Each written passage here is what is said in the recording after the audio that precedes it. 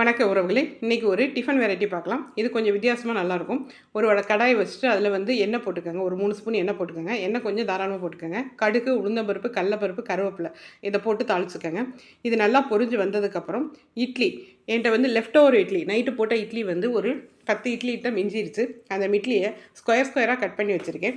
அடுப்பை சிம்மில் வச்சுட்டு இந்த இட்லியை வந்து போட்டுக்கோங்க. போட்டுட்டு எஸ்டிஎஸ் ஸ்டோரில் கிடைக்கக்கூடிய கருவேப்பிலை பொடி, அந்த கருவேப்பிலை பொடி மட்டும் போட்டால் போதும். நான் இதோட கொஞ்சோண்டு உப்பு மட்டும் போட்டிருக்கேன். ஏன்னா இட்லியில் கொஞ்சம் உப்பு கம்மியாக இருக்க மாதிரி எனக்கு ஃபீல் ஆச்சு. ஸோ அதனால் கொஞ்சம் உப்பு மட்டும் போட்டுட்டு அந்த கருவேப்பிலை பொடியை போட்டுட்டோம்னா போதும்.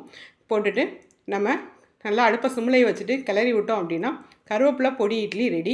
இது வந்து பசங்களுக்கு ஸ்கூலுக்கு டிஃபனாக நம்ம பிரேக்ஃபாஸ்ட்டாக இது லஞ்ச் பாக்ஸ் ரெசிபியாக நம்ம செஞ்சு போய் கொடுக்கலாம். ஈவினிங் ஸ்கூல் விட்டு வர பசங்களுக்கு ஸ்நாக்ஸாக செஞ்சு தரலாம். இல்லை மார்னிங் பிரேக்ஃபாஸ்ட்டு கூட நம்ம செஞ்சு தரலாம். ரொம்ப சூப்பராக இருக்கும். இந்த கருவேப்பிலை இட்லிக்கு எந்த சட்னியும் தேவையில்லை. இந்த கருவேப்பிலை இட்லி பொடி வேணும் அப்படின்னா ஸ்க்ரீனில் தெரியல வாட்ஸ்அப் நம்பருக்கு நீங்கள் வாட்ஸ்அப் பண்ணி வாங்கிக்கலாம். இதை வந்து சுடு சாப்பாட்டில் போட்டு நம்ம சாப்பிட்லாம். இந்த மாதிரி பொடி இட்லி செஞ்சு சாப்பிட்லாம். இட்லி தோசைகளுக்கு தொட்டு சாப்பிட்லாம். கருவேப்பிலை சூப்பு போட்டும் குடிக்கலாம். இந்த கருவேப்பிலை பொடி வந்து எல்லா விதத்துலேயும் நம்மளுக்கு ரொம்ப யூஸ்ஃபுல்லாக இருக்கும். கருவேப்பிலையை நார்மலாக நம்ம எடுத்து தான் வச்சிடறோம். பட் கருவேப்பிலையில் நிறைய பெனிஃபிட் இருக்குது, நம்மளுக்கு நல்லாவே தெரியும். அந்த கருவேப்பிலை வந்து உடம்புல சாறதுக்காக இந்த மாதிரி பொடியாக நாங்கள் அரைச்சி வச்சுருக்கோம். இந்த கருவேப்பிலை பொடி ஒரு டேஸ்ட் வந்து செமையாக இருக்குது. இந்த கருவேப்பிலை பொடியை போட்டுட்டு இட்லியை வந்து நல்லா சிம்மிலே வச்சு நல்லா கிளறி விட்டோம் அப்படின்னா பொடியில் வந்து இந்த கருவேப்பிலை டேஸ்ட் எல்லாமே இறங்கி செமையாக இருக்கும், சூப்பராக இருக்கும். இதை பசங்களுக்கு செஞ்சு கொடுத்தோம் அப்படின்னா பசங்க வந்து ரொம்ப விரும்பி சாப்பிடுவாங்க. இதுக்கு சட்னி எதுவுமே தேவையில்லை.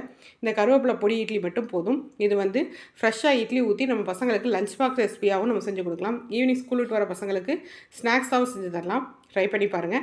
நான் ஒரு டேஸ்ட்டுக்காக ஒரே ஒரு ஸ்பூன் நெய் கடைசியில் போட்டுட்டு கிளறி விட்டு இறக்கிருக்கேன்.